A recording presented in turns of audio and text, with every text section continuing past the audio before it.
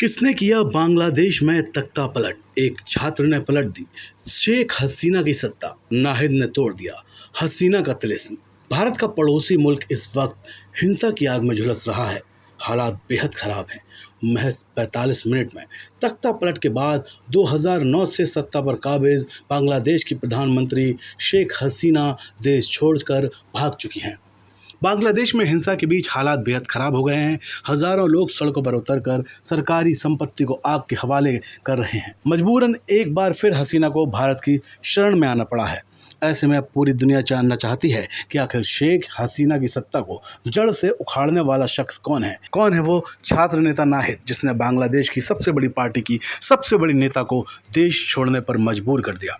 तो दोस्तों, आरक्षण की आग में जलते बांग्लादेश में नाहिद इस्लाम वो चेहरा बने जिन्होंने पूरे आंदोलन की कमान अपने हाथ में संभाली और शेख हसीना की सत्ता को जड़ से उखाड़ फेंका। हालांकि इस छात्र आंदोलन के 156 संयोजक और हैं, लेकिन नाहिद इस्लाम ही वो शख्स हैं जिन्होंने 4 अगस्त से पूर्ण असहयोग आंदोलन का ऐलान किया था, जिसमें शेख हसीना और उनके मंत्रिमंडल के इस्तीफे की मांग हुई थी। शेख हसीना को बांग्लादेश के पीएम पद से इस्तीफा देना पड़ा और फिर देश छोड़कर भागना पड़ा। इसके पीछे जिसने सबसे ज़्यादा मेहनत की वही है नेता नाहिद हसन इस्लाम। वो आंदोलन के लीडर के रूप में उभरे हैं, जिनकी अपील से देश भर में स्टूडेंट्स सड़क पर आ गए और आखिर में हसीना को सत्ता से हाथ धोना पड़ा। साथ ही नाहिद इस्लाम ने आरक्षण विरोधी छात्र आंदोलन के कन्वीनरों से बातचीत के लिए पीएम शेख हसीना के न्योते को ठुकरा दिया था। इस दौरान नाहिद ने कहा था कि देश में इमरजेंसी या कर्फ्यू कोई बांग्लादेशी स्वीकार नहीं करेगा और ना ही हम कोई बातचीत करने को तैयार हैं। बात करें नाहिद इस्लाम की तो 32 साल का ये युवा ढाका यूनिवर्सिटी का एक छात्र है। नाहिद का जन्म एक सामान्य से परिवार में हुआ था। विश्वविद्यालय में पढ़ाई के दौरान ही राजनीति में उसकी अच्छी समझ हो चुकी थी। नाहिद ने अपनी लड़ाई शुरू करने की शुरुआत सोशल मीडिया से की, जहां उन्होंने सरकार की नीतियों और कार्यों की आलोचना करने लगे। जल्द ही उनके विचारों और संदेशों ने लोगों को अपनी ओर खींचना शुरू कर दिया और वे एक प्रमुख युवा नेता के रूप में उभरे।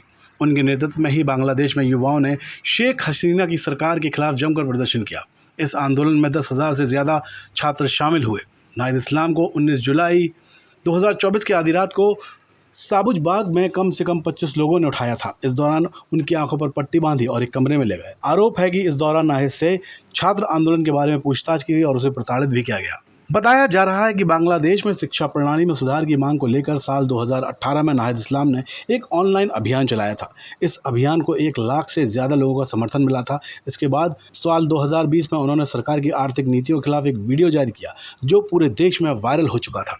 नाहिद इस्लाम यूनिवर्सिटी में पढ़ाई के दौरान ही राजनीति में चर्चा में आ गए थे, जिसके बाद वो सोशल मीडिया के जरिए सरकार की नीतियों और काम की आलोचना करने लगे। देखते ही देखते विचारों ने लोगों का ध्यान उनकी तरफ खींचा और वो एक युवा नेता के रूप में उभरे। यहाँ आपको बता दें कि बांग्लादेश में आरक्षण के मुद्दे को लेकर विरोध प्रदर्शन हो रहे थे। इसी साल जून में बांग्लादेश के सुप्रीम कोर्ट ने वॉर हीरोज के परिजनों को 30% कोटा देने का फैसला सुनाया था। इसके बाद छात्र भड़क गए और सड़कों पर उतर आए। छात्रों का हिंसक आंदोलन देखते हुए सुप्रीम कोर्ट ने वापस लिया अपना फैसला, लेकिन तब तक आंदोलन सत्ता के खिलाफ हो गया था और पीएम शेख हसीना से इस्तीफे की मांग की जाने लगी थी।